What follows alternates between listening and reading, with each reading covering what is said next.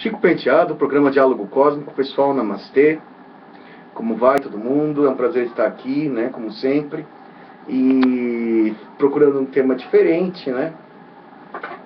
Nem sempre é possível, mas às vezes as próprias pessoas, conforme elas vão me contatando, me procurando, e eu vou entendendo o que pode ser interessante, o que pode não ser interessante. Nem sempre o que eu acho que seria interessante é o que os outros acham interessante. Então eu às vezes me curvo à opinião dos outros, né?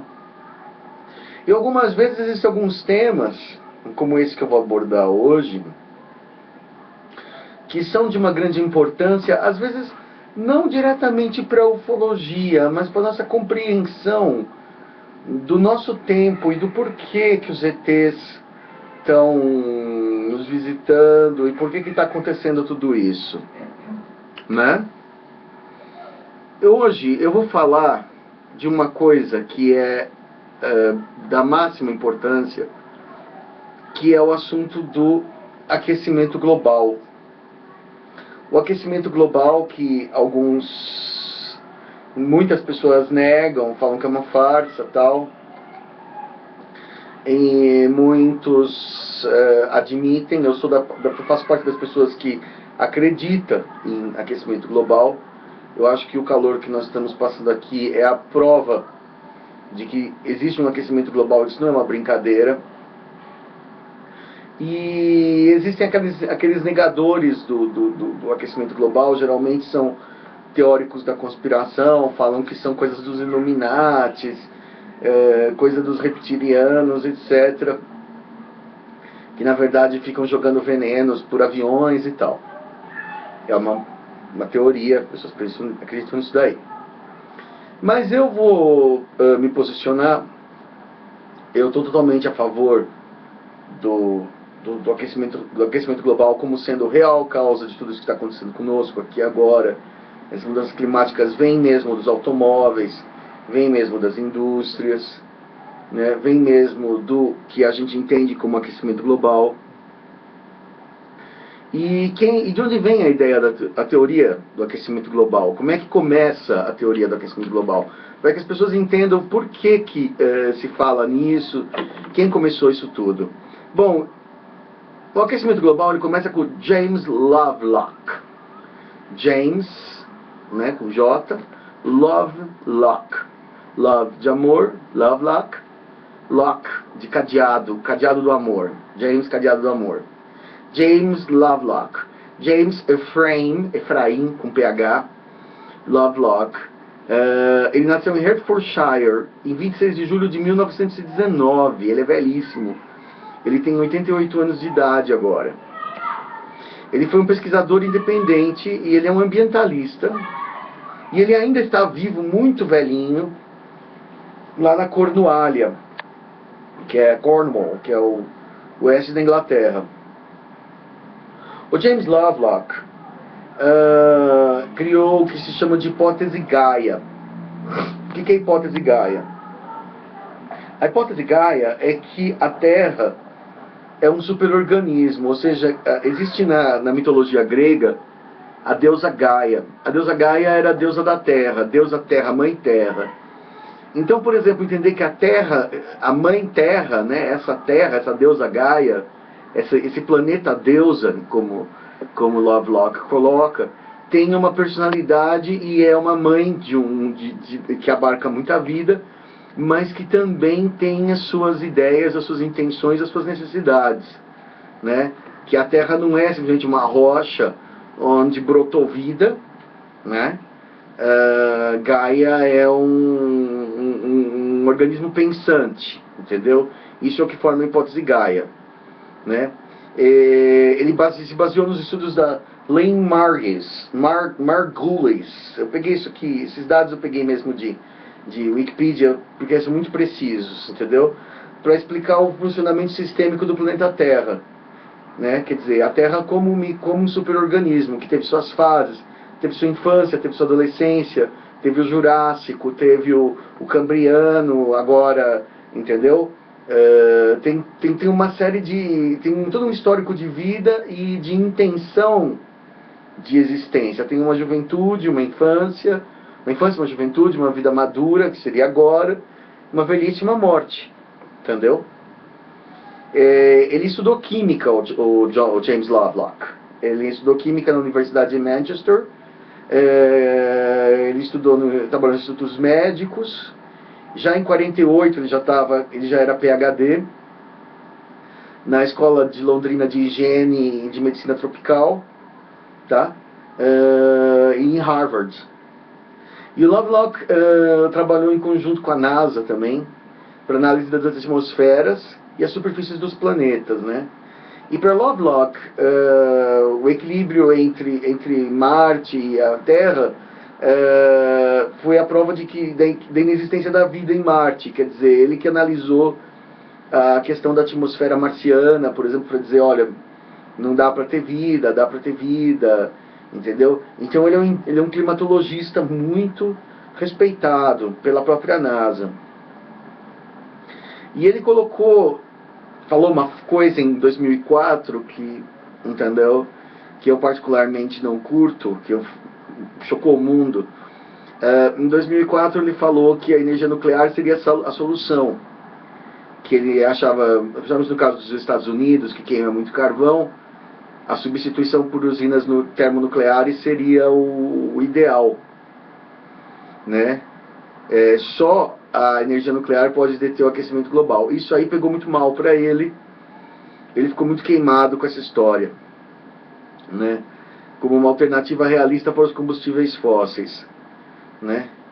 Ele também não determina muito claramente quanto de urânio seria necessário para substituir todo o carvão queimado nos Estados Unidos, que seria uma monstruosidade, uma enormidade absurda.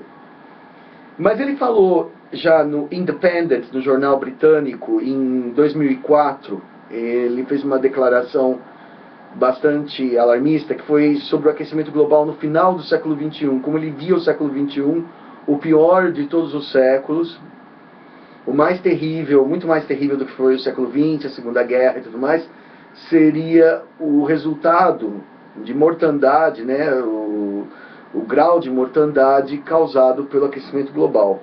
Ele colocava que ele fala a seguinte exata frase: bilhões de nós morrerão e os poucos casais férteis de pessoas que sobreviverão estarão no Ártico, onde o clima continuará tolerável.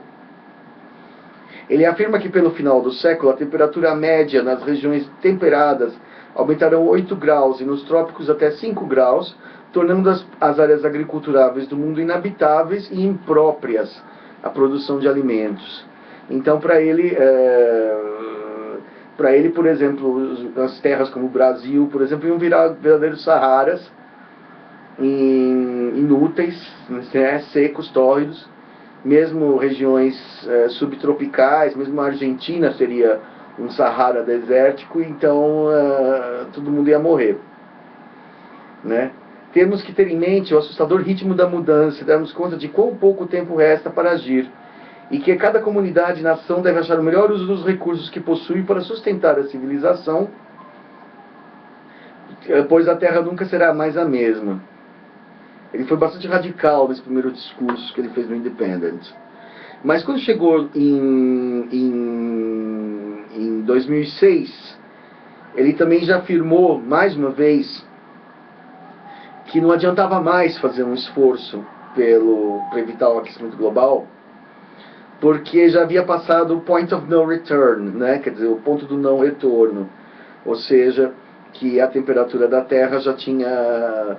que a poluição já era de 1 grau tal, causada pelos carros, pelas indústrias e pela queima do carvão, que não faria mais muita diferença para agora, né? E aí ele fala assim, que os esforços para manter o aquecimento global não podem obter um sucesso, e a Terra jamais voltaria a ser a mesma de qualquer forma. Estaria condenada de qualquer forma. Depois, numa terceira entrevista, que foi considerada a vitória pelas pessoas que negam o aquecimento global, ele, em 2012, afirmou que foi alarmista sobre o momento da mudança, sobre o momento da mudança climática. Vamos entender o que é isso. O que é momento? Momento é velocidade, ritmo da mudança climática. Preste atenção nesse detalhe. Sobre o momento da mudança climática, mas não sobre a mudança em si. Ou seja, acredita que o clima deve aquecer, embora a taxa de mudança não seja como ele pensava. Quer dizer, evidentemente, ele viajou um pouco na maionese ao dizer que os poucos seres humanos que sobrevivessem iam morar no Ártico e o resto ia estar pelando, né? Ele foi assim um pouco dramático, entendeu? Mas ele não negou o aquecimento global. Algumas pessoas falam distorcidamente, eu tenho visto essa história, vi isso na minha página, vi pessoas colocando isso, e é por isso que eu estou fazendo esse diálogo cósmico, falando que o Lovelock, o James Lovelock, negou ou retirou o que disse. Ele retirou a velocidade e talvez a intensidade do aquecimento global que ele previa. Entendeu? Por exemplo, quando você ouve o Al Gore naquela Verdade Inconveniente, ele tem uma previsão de aquecimento global mais sensata. Por exemplo, ele fala assim, ó, por exemplo, a região do estado de São Paulo, por exemplo, vai ficar daqui 20 anos com o clima da Bahia. Entendeu? Vai virar um deserto, mas vai virar um lugar quente. É o que está acontecendo esse ano. Esse calor que eu sinto hoje aqui é o calor que eu senti em Salvador, né? Não é o calor normal de São Paulo.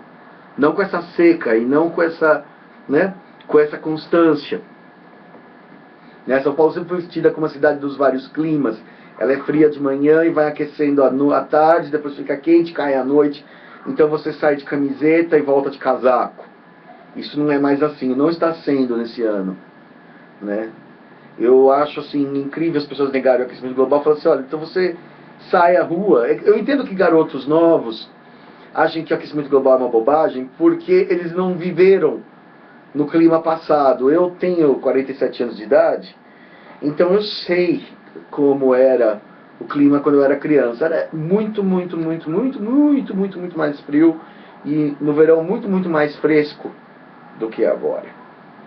Entendeu? Isso não precisa ser um Illuminati, não precisa ser um reptiliano nem nada para achar isso. Entendeu? Algumas das coisas que o James Lovelock fala, tá, que eu vou colocar, né, foi talvez um dos cientistas mais influentes do século XX, porque ele levantou essa grande discussão. Inclusive existe um grande filme que eu aconselho todos a assistirem, que é o Soylent Green, né? Soylent Green, S-O-Y-L-E-N-T, Green, de verde, a lente de soja verde, Soylent Green, que foi feito nos anos 60 e que falava disso. Nunca ninguém acertou tanto sobre o futuro como o diretor do Soylent Green. Eu até pretendo fazer um programa falando um pouco mais sobre o Soylent Green, onde aparecia o mundo superaquecido, não tinha mais produção de nada, a agricultura, os mares tinham morrido, a agricultura tinha acabado, o aquecimento global tinha chegado ao ponto tal que as plantas não nasciam mais, e as pessoas viviam na cidade dependendo de uma coisa que chamava Soylent Green, que era um extrato de soja que que as indústrias diziam produzir. Então as pessoas brigavam assim por aquela soja, tinham verdadeiros tumultos na rua e tal. E aí um investigador vai atrás de um... Falando rapidamente como é o filme, vai atrás da investigação de um milionário. O milionário é assassinado, mas o milionário não luta, o milionário aceita. O investigador descobre que o milionário se entregou à morte, o ladrão veio e ele não reagiu. E aí ele vai investigando, e naquela época as pessoas eram escravas, não existia mais dinheiro, não existia mais liberdade, não existia superpopulação. E esse milionário tinha uma moça que era chamada peça de mobília, quer dizer, as mulheres bonitas eram peças de mobília dos ricos, né? E ela vai ajudando o ator, que eu não me lembro, é um ator famoso, mas eu não estou lembrado, a investigar. E ele tinha um amigo que era um velhinho, né? E o velhinho era um cientista, e o velhinho descobre que realmente uma coisa terrível nos livros, quando ele vai para falar com os outros cientistas, ele descobre que a Terra está morta. Não tem mais capacidade de regeneração. Aí o velhinho vai pro que chamava-se asilo, que na verdade era um centro de eutanásia, não tinha mais asilo. Os velhos iam simplesmente levar a tomar uma injeção de eutanásia.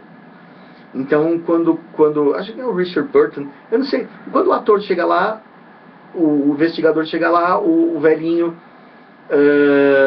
tá morrendo. E ele fala assim, não existe mais nada, não existe mais... E ele não entende muito bem o que o velhinho está falando na hora da morte, né? Ele está sedado, está sendo eutanasiado.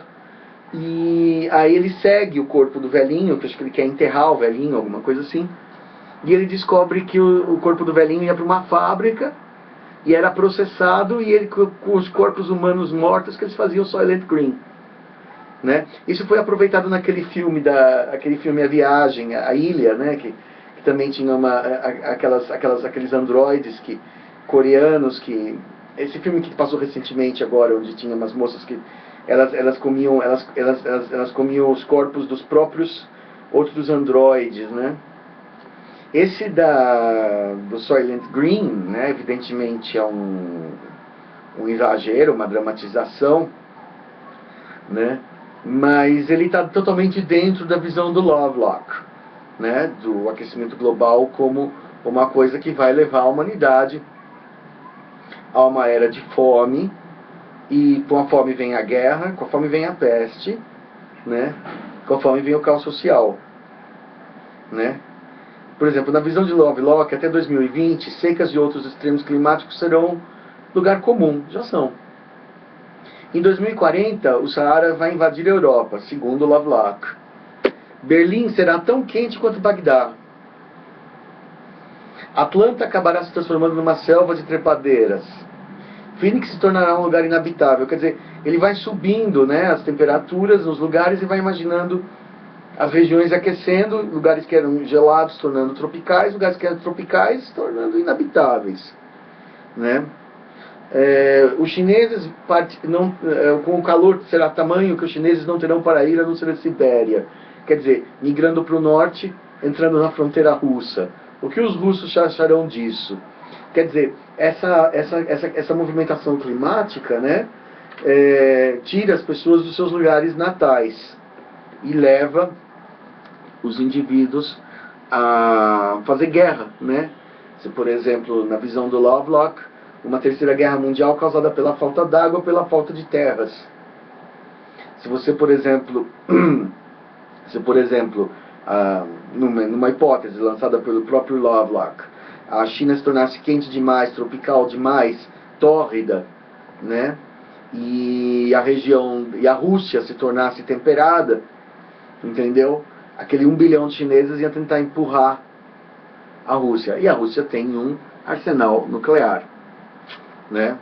Quer dizer, coisas dessa ordem. Com as dificuldades de sobrevivência e as migrações em massa, virão as epidemias. Quer dizer, lógico que o sistema médico e de saúde a essa altura já foi para o brejo, né? E até 2100 a população da Terra encolherá, segundo Lovelock, dos 6,6 bilhões de habitantes, que já são 7, para apenas 500 milhões, que é o que está lá naquelas Georgia Guidestones, que são consideradas as pedras dos Illuminati, né? Aquele monumento que o número sensato de humanos na Terra é 500 milhões. Sendo que a maior parte dos sobreviventes habitará altas latitudes, Canadá, Islândia, Escandinávia e Bacia Ártica, né? Isso foi o que ele disse na primeira entrevista dele em 2004, né? Onde eu diria que ele exagerou bastante, né? Até o final do século, segundo os cientistas, o aquecimento global fará com que as zonas de zonas temperadas, como América do Norte e Europa, se aqueçam 8 graus, quase o dobro das previsões mais prováveis do relatório da ONU, Painel Intergovernamental sobre Mudança Climática.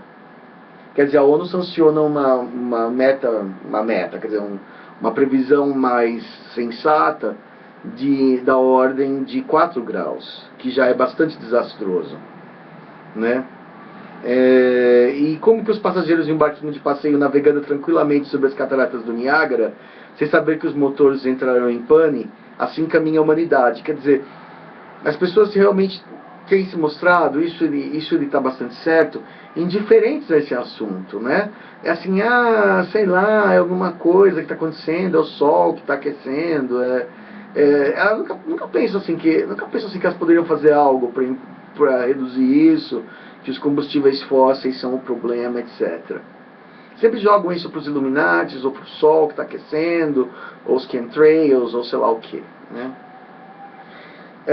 Se tais previsões, ele fala assim, para Lovelock, diminuir a poluição de gases responsáveis pelo efeito estufa não vai fazer muita diferença, porque boa parte do que é considerado desenvolvimento sustentável não passa de tirar um truque a proveito do desastre. Verde, ele me diz, é só uma piada, é a cor do mofo da corrupção. Quer dizer, ele acha que, Lovelock, acha, e ele está bastante certo, que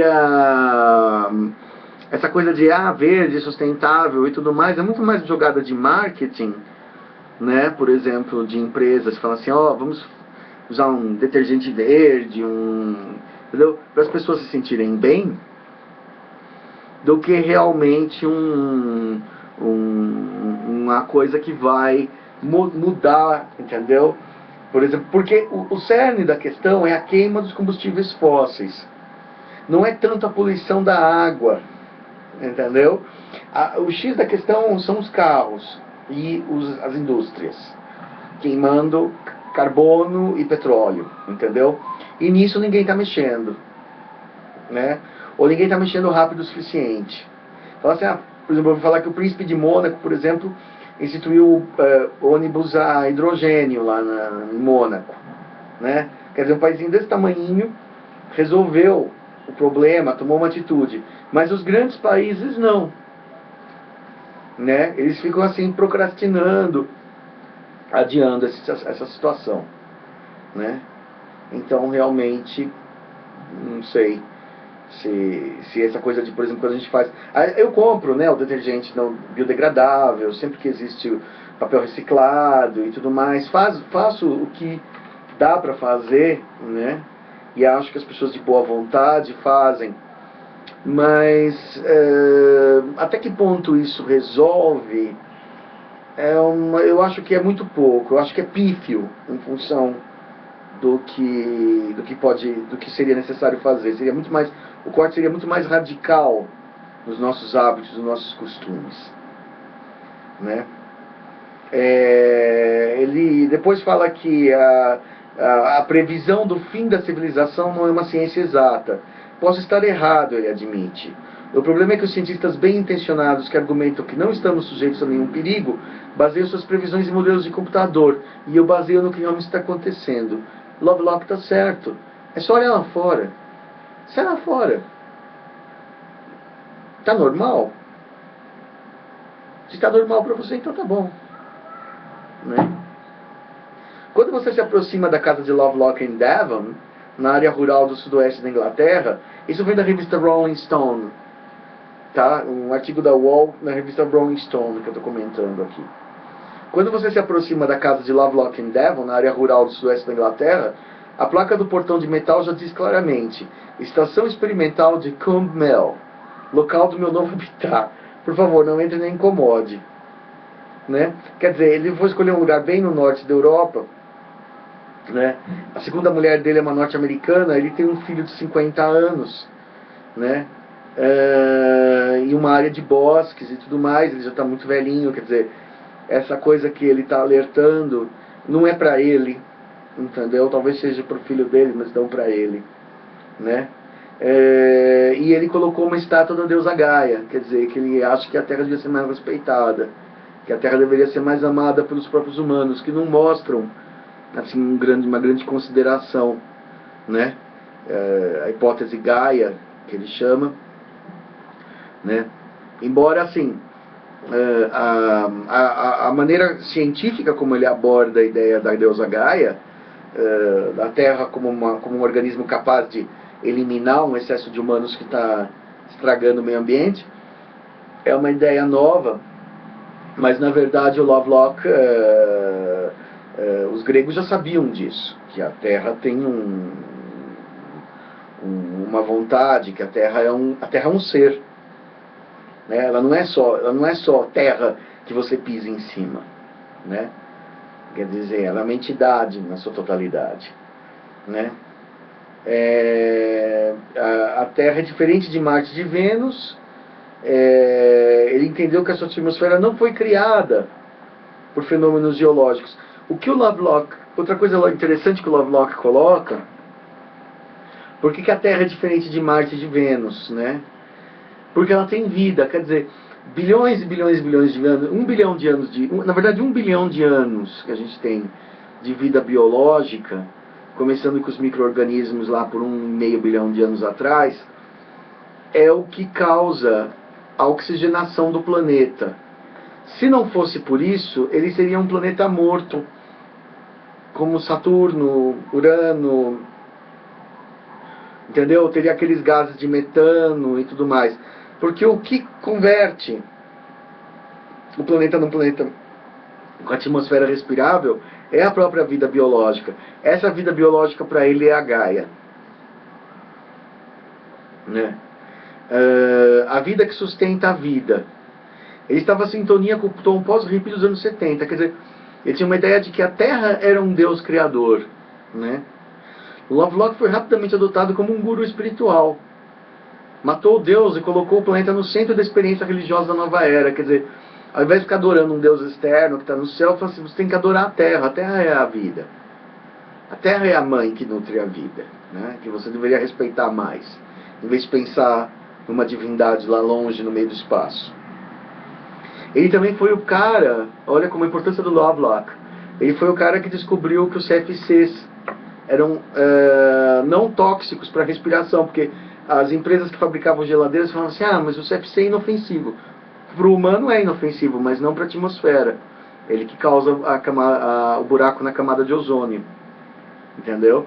Quer dizer, às vezes, por exemplo, falam assim, mas ele é inofensivo, assim, ele não é poluente para o ser humano. Para o ser humano, não. Né? Entendeu? Por exemplo, se você der um paracetamol para um gato, ele morre. Quer dizer, para o ser humano é inofensivo. O que é inofensivo para o ser humano pode não ser inofensivo para animais, pode não ser inofensivo para o planeta. A AIDS felina não pega em humano. Né? Então, por exemplo, existe a questão do que a sua espécie é suscetível ou não. O CFC, o clorofluorocarboneto, ele não faz mal ao ser humano. Entendeu? Por exemplo, se você quebrar uma geladeira com a clorofluorocarboneto, aquele gás escapar, o freon, não vai te fazer nada. Mas vai subir lá em cima e vai abrir um buraco no ozônio, né? Entendeu? Ele não considerava no início o aquecimento global uma ameaça urgente. Quer dizer, ele dizia que a Terra suportaria, mas depois ele começou a ficar alarmado com a velocidade com que isso começou a crescer, né? Ele fala assim, a Terra eventualmente, mesmo que, por mais que você aqueça, por mais que você estrague, ela se reequilibra, mas isso leva milhões de anos. Quer dizer, a civilização humana, o interesse de se preocupar com o aquecimento global não é só simplesmente defender a mãe Gaia, entendeu? É essencialmente defender a humanidade, entendeu? Essa preocupação com o aquecimento global, ela não é uma frescura de ecochatos, de efeminados, como muita gente fala, entendeu? É uma coisa para defender a Terra, a humanidade, porque a natureza se recupera. Extinta a humanidade, em 10 mil anos a Terra está novamente verdinha, pronta para outra, né?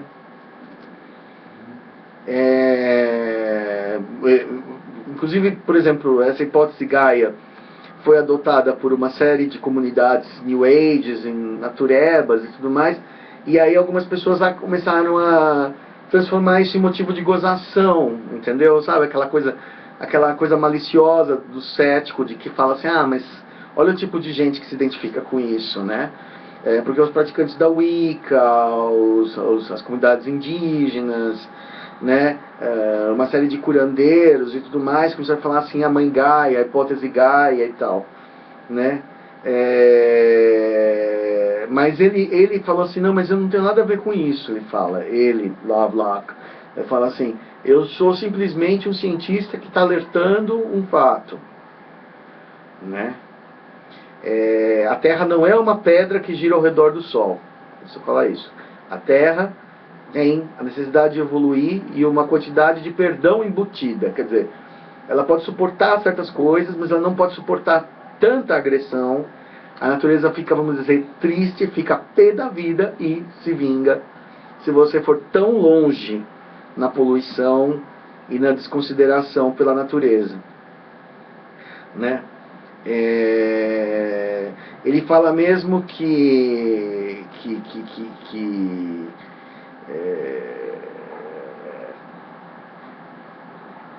o próprio planeta seria capaz de corrigir o aquecimento global, mas quando ele chegou mas como ele viu o crescimento da situação, ele já mudou de ideia. Por isso que eu falo, por exemplo, uma das coisas, isso já linkando com a questão da ufologia, que os ETs esperam do ser humano é a preocupação com o meio ambiente e a aceitação do aquecimento global como um fato e algo pelo qual se deve fazer alguma coisa. E não passar a bola para entidades invisíveis, por exemplo, são governos secretos, são reptilianos, são isso, são aquilo, entendeu? Todo mundo deveria se sentir mal com relação ao aquecimento global e todo mundo deveria se sentir, assumir para si uma parcela de culpa, né? E fazer algo com relação a isso daí. Entendeu? Então, assim, e não jogar pro metafísico ou pro misterioso, entendeu? Não tem nada de misterioso nisso, entendeu? Embora os ETs falem, né, vocês estão estragando o clima da Terra e tal, quer dizer, tangencia a ufologia, mas tangencia a ufologia no sentido de que a responsabilidade é totalmente do humano, entendeu? E pronto. Né? Talvez não no caso das pessoas simples que simplesmente têm um carro, entendeu? Elas na verdade são cúmplices passivos desse processo, né? São as grandes empresas que na verdade causam tudo isso, entendeu? Mas você pode pensar, por exemplo, eu vou ter um carro menor, eu vou ter um carro, sei lá, álcool, se existir um carro elétrico, eu vou comprar um carro elétrico. Se eu puder usar o transporte coletivo, eu vou usar o transporte coletivo. Se eu puder andar de bicicleta, eu vou andar de bicicleta, né? Eu não vou comprar aquela picape enorme para dirigir sozinho na cidade, né? O mundo está superpovoado, não vou encher o mundo de filho, né? Coisas simples que você não vou desperdiçar comida, né? Não vou lavar calçada com esguicho, entendeu? Tudo isso você pode fazer você mesmo, entendeu? Lembrando que a Terra tem um limite, que a Terra não é infinita, entendeu? Aqui eles falam assim, a Terra é a mãe onde sempre cabe mais um. Não é, não. Ela é uma mãe que tem um limite. Como até as mães biológicas humanas têm um limite de filho. Senão ela morre no parto, né? Tá certo, pessoal? James Lovelock, um nome a ser estudado e, embora ele tenha exagerado, ele é o que chegou mais perto da verdade. Ok, pessoal? Chico Penteado, programa Diálogo Cósmico. Namastê.